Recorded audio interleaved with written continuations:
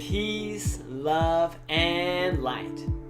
Last week in my week of mindfulness, I focused on the week of regret. And in my week of regret, I thought a lot about the mistakes that I made in my life and the things that I wish I could have changed and could have redone. So in my case, I wish I paid attention more to my friends in high school when I was in a toxic relationship. I really regret not studying as much Japanese as I should have since coming here. It's been 3 years since I've moved to Japan, and yeah, my speaking has improved, my listening has improved, but my reading and writing has pretty much stayed the same. I still can't read most kanji, and so I need a lot of improvement that I need to make in that regard. So I regret not being able to do that. I regret not being more forward with a lot of people. I feel like I've missed out on a lot of opportunities, a lot of relationships, because maybe I was afraid of being rejected or I didn't want to hurt someone's feelings. So I regret not being just honest and open a lot in my life in the past.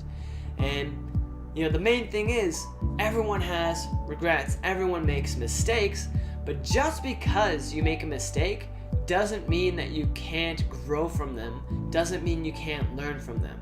So whenever we have any sort of negative feelings, one thing that a lot of people do is they hold on to those negative feelings, and that kind of creates a spiral of negativity, and that the negativity builds up and it becomes difficult to be positive. It becomes difficult to find the motivation to do the things you want to do. And so in my week of regret, I focused on trying to let go of that negativity.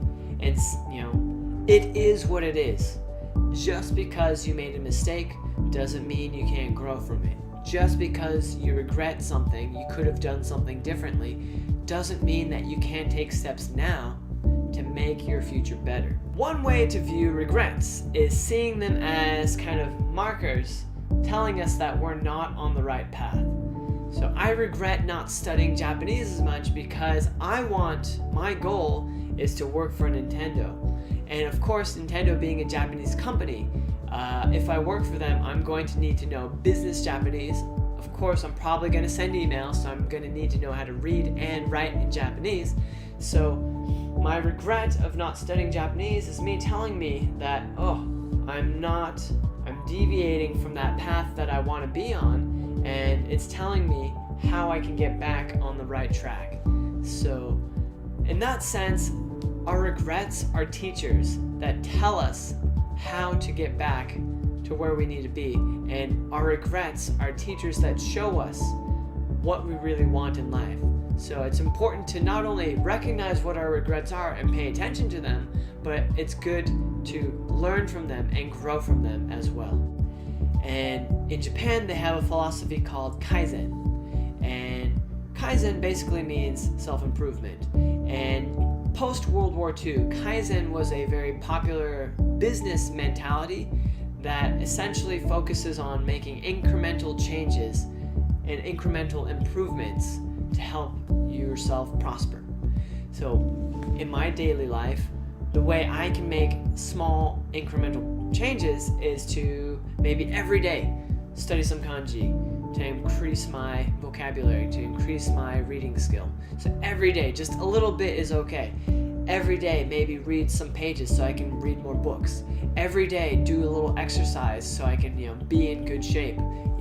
As I'm getting older, my body's, feeling kind of stiff, so I need to maybe every day, do some stretches to keep my body limber. And the same is true with everybody. Life isn't a sprint, it's a marathon. So, any skill that you want to learn, you don't magically become a master in one day.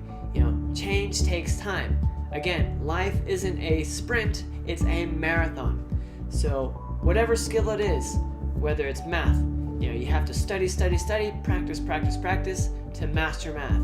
With language, if you want to learn English, if you want to learn Japanese, if you want to learn any language, every day, just a little bit of practice will help you gradually get better and master the language. With any skill, it's the same thing. Whether it's bodybuilding, martial arts, dancing, singing, It's all about incremental improvements. So the philosophy of Kaizen kind of flows with the natural order of life, I think.